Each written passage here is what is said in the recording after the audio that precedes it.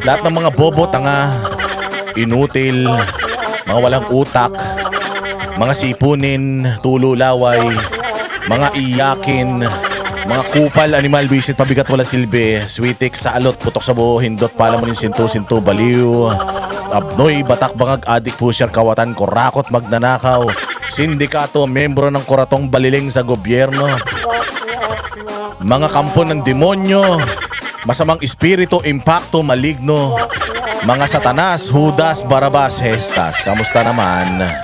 Mga bossing, na-miss nyo ba ang ating vlog? Ako din, na-miss ko. Ayan, yun na nga, naku, napakatindi. Ng ating mga balita, itong mga nakaraan. Pero ayun nga, kakabalik lang natin ng Pilipinas. Hindi lang namin sinabi kung kailan, pero bumalik kami kahapon lang. July 8. Kasi syempre nagpunta tayo dyan sa may China, nagpunta tayo sa Guangzhou, tapos nagpunta tayo sa Shanghai, nagpunta tayo sa Beijing, and then tumawid tayo ng Hong Kong. Tapos pagtawid natin ng Hong Kong, minit natin yung mga malulupit na mga kababayan natin, banateros, mga Duterte supporter dyan sa Hong Kong. At fellowship tayong konti. Pero syempre, nakabalik tayo dyan sa KLC, Kingdom Local Congregation ng Hong Kong ng KOJC. Maraming salamat sa mga kapatid natin dyan sa KOJC. Grabe pa rin ang kanilang parami pa rin sila ng parami, palakas pa rin sila ng palakas. And of course, yung mga na-meet natin ng mga Filipinos dyan, maraming salamat sa inyo. Oy! Mag-like po kayo, like, subscribe, share. Mag-follow kayo dito sa ating Facebook page, tsaka sa ating YouTube. Ayan na, magre-react na tayo ng matino doon sa mga balitang kumakalat ngayon. Oo, balitang kumakalat sa social media. Oo, yung hearing na nagaganap ngayon. Mga hearing na nagaganap ngayon, mga bossing. Diyos ko po. Ano ba? Natuwa ba kayo sa 2 araw na sinayang nila ang milyon-milyon pera ng taong bayan? Ma-happy ba kayo? Kasi mga bossing, kung kukumputin natin mga bossing pinost ko yan sa aking social media, shared it galing sa isang magandang post. Kung kukumputin natin mga bossing ang Philippine Senate nag-spend yan ng 25 million per day. 25 million per day Oo. Ano lang to yung usual lang to na ginagastos ng Senado. So, ang 92 days ng impeachment, kasi yun ang sinasabi nila mga 70 to 90 days daw, itatagal itong impeachment. So, kung 92 days, 2.3 billion yan. 2.3 billion, ganun kalaki yan. Gaano na ba mabibili natin sa 2.3 billion, mga bossing? Marami na tayong mabibiling bigas dyan. Marami na tayong mabibiling mga equipment para sa ating mga minamahal na mga magsasaka. Marami na tayong mabibili ng mga barko, bangka para sa ating mga mangingisda. Marami na tayong mapapatayo na silid o aralan para sa ating mga estudyante. Marami na rin sana tayong malilibre ng mga tuition fee dyan. Marami na rin tayo sigurong bigas na mabibili, mapapakain na natin yung mga kababayan natin dyan. Kumita pa yung mga magsasaka natin. Oo, marami na rin siguro tayong mabibili sa 2.3, 2.6 billion. Oo, siguro matutulungan na rin natin yung mga pamilya ng mga OFW natin dito sa Pilipinas sa mga naghihirap, hindi ba? Oo, siguro kahit papaano kung ipapamigay natin yan sa mga driver ng jeep, baka makalibre na tayo sa pamasahin yan. Siguro kung natin yan, kung isa-subsidize natin yung mga pangkaraniwang pangailangan ng ating mga kababayan dito sa Pilipinas, malaki na yan. Apakalaki na sana niya. Ang dami na sana natin magagawa. Ang dami na sana natin mga bossing na alam ninyo, yung magagawa sa pera na yan. Ano ba yung hinahabol nito mga buwakan ng mga congressman na ito? Ang hinahabol ng mga putang ina congressman na ito, 125 million. 125 million na pumunta naman sa tama. 125 million na inirelease bago matapos ang taon. At dali-dali naman itong Office of the Vice President na inilagay sa kanilang mga programa yan, napunta yan sa taong bayan, 125 million. Hinahabol ng mga buwaka ng ina nito Tapos ang gagastusin natin para lang ma-dismiss itong kaso na to kasi hindi naman mako-convict si Inday Sara dito. Madi-dismiss man itong kaso na ito. Bakit? Kasi klaro 16 ang kailangan nilang boto sa lahat ng mga articles of impeachment. Ilan yan? 4 yan. Mga articles of impeachment. Bawat isa dyan magbobotohan. 24 na senador. Oo, hindi na makakaboto yung dalawa. So pag hindi na nakaboto yung dalawa, so ibig sabihin yan, parang no na din yan. Parang boto niyan, not to convict Inday Sara na kagad. Kasi hindi ba, sabi ko nga sa inyo, kapag halimbawa nagbotohan, nag-abstain ka. O nag-abstain ka, halimbawa kailangan nyo ng 13, nag-abstain ka. Nakuha nila yung 13, yung kabila, nakuha nila yung siyam, plus 2, o kung i-add mo yung 2, magiging parang 11 sila. So katulad nung noong kay sino ba to? Yung kay Tito Soto. Ay hindi pala. Yung kay Alan Cayetano no nakuha nila. Yung yung pagiging Senate President niya, hindi ba may 2 nag-abstain. O yung 2 nag-abstain na yun, hindi nabilang yun sa numero noong mga bumoto hindi pabor sa pagiging Senate President ni Cayetano. O pero nakita nyo naman hindi sila nai-add doon, parang nai-add sila doon kay Cayetano. O pero nung nagkaroon na ng hatian talaga, nakita nyo, di ba? Parang nadagdag sila doon sa bagong majority, nakakuha sila 13. So yung 2 boto nung ni Senador Marcoleta at saka niya ni Bato, considered as a no vote na yan, hindi na yan yes to convict. So nabawasan sila. Nabawasan yung Pero mga bossing, siyam pa din yung kailangan para makonvict siya. O ilan pa ba ang natitira sa kampo nila Cayetano? O may 10 pa yata sila. Kung may 10 sila, o may 11 sila, o di wala na, tapos na kagad ang boxing, sigurado naman hindi boboto ng mga yan. Yung ma-impeach si VP Sara, di ba? Sa kabila naman, ganun din. Sino mga re-electionist dyan? Si Rapi Tulfo, re-electionist yan. Last minute, magbabago yan kasi kupal yan Ang gusto lang naman niya manalo. Gusto lang naman niya nasa kapangyarihan kasi nga pag wala na sa kapangyarihan niya, puta walang kwentang tao na yan. Ganun yan. Kaya ngayon, hindi mga yan, di mo ba? Boboto lang naman dyan si Ontiveros, si Pangilinan, si Bam Aquino. Pero yung iba dyan, kahit nga si Tito Soto, I doubt kung bumoto yan Takot lang yan. Alam naman niya na hindi nila mapipigilan mga bossing yung pagiging presidente ni Inday Sara sa 2028. Ang takot lang niya na yung huling-huling pagkakataon na maging senador siya. Puta mababaon pa siya sa limot. Diba? Lahat yan, mga takot na yan. Lahat yan, mga wala na yan. So hindi nga sila nakakuha ng 14 13 nga lang nakuha nila. Napilitan pa yung 2 Napilitan pa si Chis Escudero at saka si Joel Villanuevang walang bayag hindi ba napilitan lang yan. Paano boboto kayo niya kay Inday Sara? Alam naman natin na ang mga senador nakaangkla yung kanilang pagiging senador sa kanilang kasikatan, sa kanilang pangalan, reputasyon. Alam naman natin na ang mga Duterte ang pinaka-popular na politiko dito sa Pilipinas. Mula nung tumakbong presidente si Pangulong Duterte, naging napunta na sa crosshairs o sa pedestal ng mga magagaling na mga politiko na gustong-gusto ng mga Pilipino, ang mga Duterte. Nung napunta sila doon, lahat ng tao gusto maging kaibigan nila. Ngayon, papunta na si Inday Sara sa Malacanang. Hindi na mapipilitan yung pagpunta ni Inday Sara sa Malacanang. Kita mo naman, ang dami nang naninira kay Inday. Andiyan dyan yung mga komunista, mga adik, pusher, mga troll army, lalong-lalo na yung mga vlogger na mga bobo ng kabilang kampo. Pinklawan man yan, dilawan man yan, loyalista man yan, basta pare-parehas mga tanga yan. Nagsama-sama pati media, police, sundalo, nagsama-sama para pabagsakin si Inday Sara. Anong nangyari? Nakita nyo naman si Inday Sara, hindi ba? Pumunta ng Senado nung nakaraan, walang hiya na yan. Pagpunta ng Senado, ilang words lang yung kanyang binitawan, puta, nagulo, nawindang ang buong mundo. Nawindang na naman ang mundo ng politika. Ang daming bumula ang bibig bukod kay Luistro. Yung pangit na si Sendena, putang ina, pumuputak na naman. Yung pinagbabato ng tae sa Canada na si Claire Castro, nag-iiyak na naman.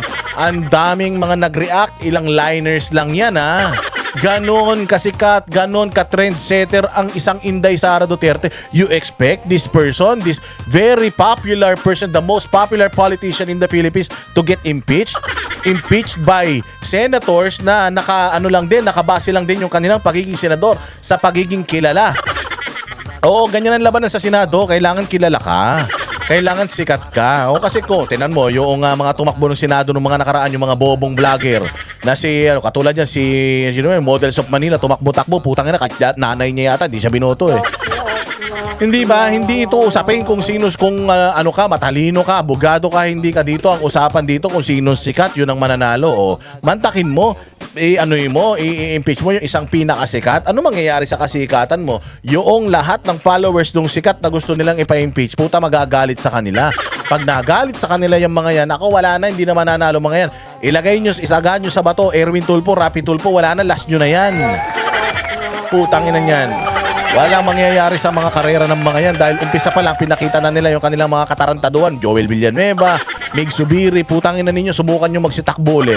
Tingnan nyo, ang daming mga ngampanya para hindi kayo iboto, mga hindot kayo. Oh. 'Di ba? Isang punta lang ni Inday Sara, natain na kayo. Isang salita lang ni Inday Sara, nataranta na kayo. Sabi ninyo, pumunta ng Senado, pumunta si Inday Sara sa Senado. Ang lakas din kasi mga asar ni Inday eh. Napakalakas mo rin mga asar, Inday. Mantakin mo, pumunta ka doon, umupo ka. Pwede naman kayo mag-usap-usap ng mga abogado mo sa bahay mo. Sa opisina ng Vice President. O kaya sa Jollibee, sa kanto. Pero, putya nang inis si Inday Sara. Naglakad siya papunta ng Senado. Tapos, pagdating doon, hindi tumanggap ng mga tanong.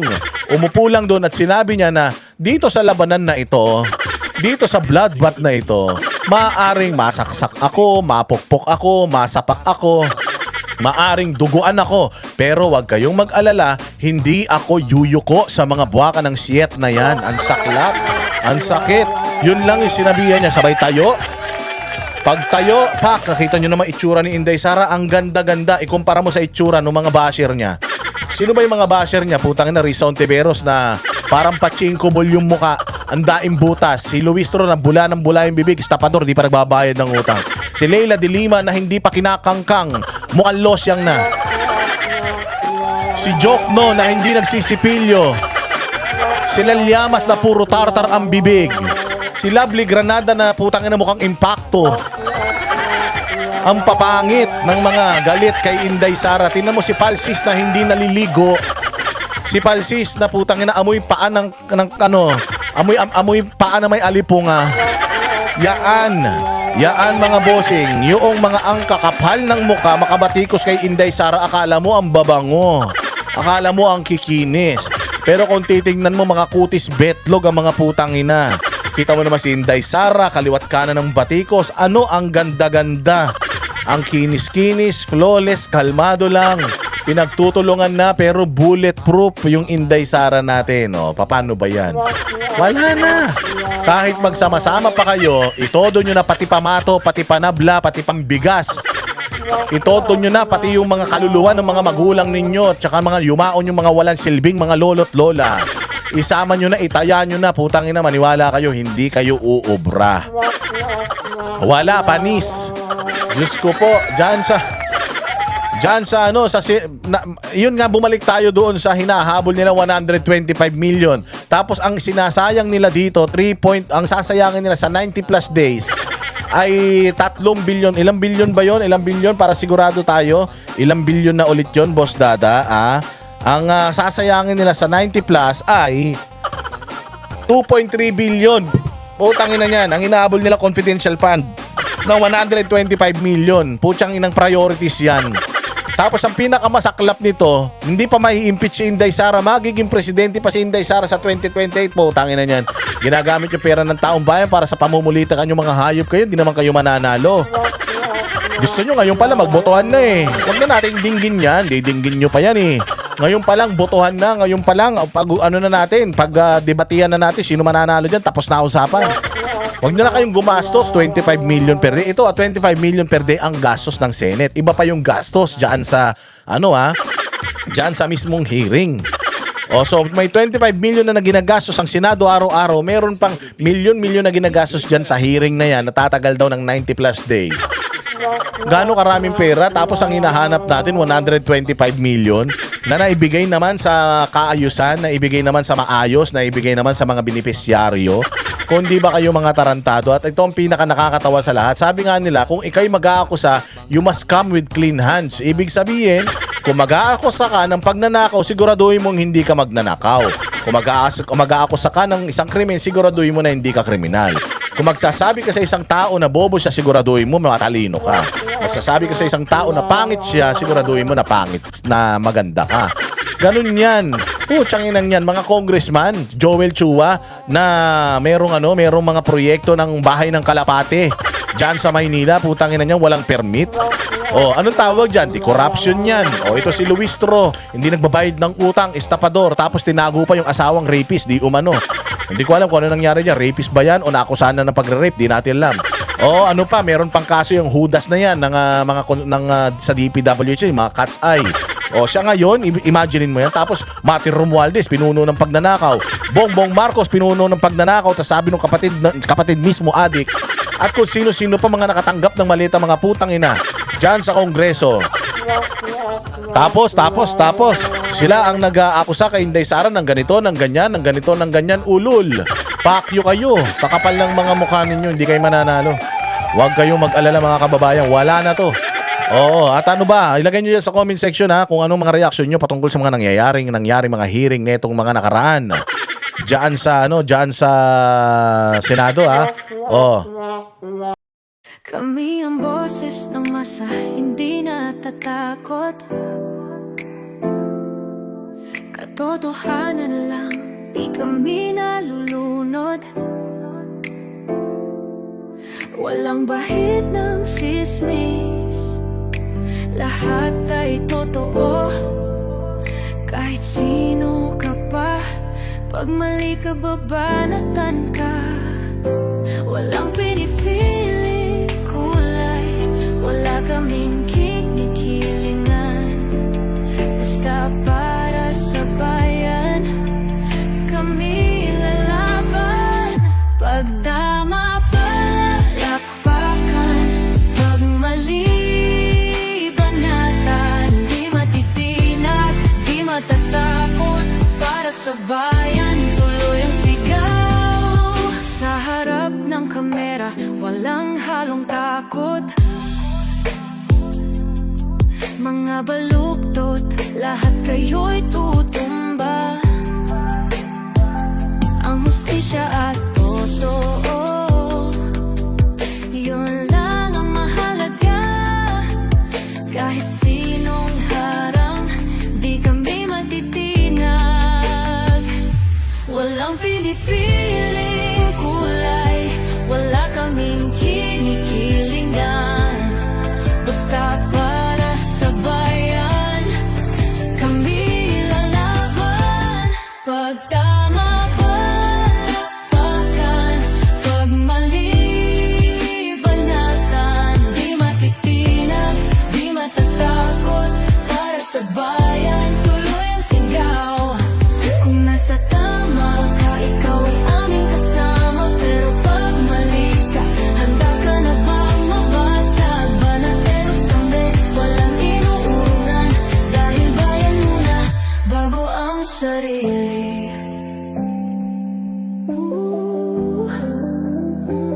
Bago ang sarili.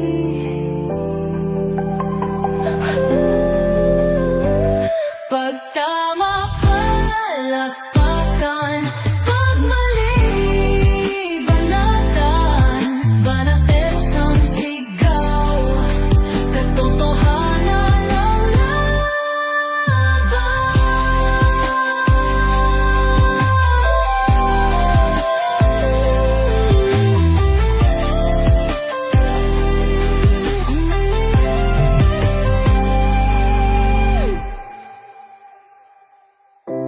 sa harap ng kamera, walang halong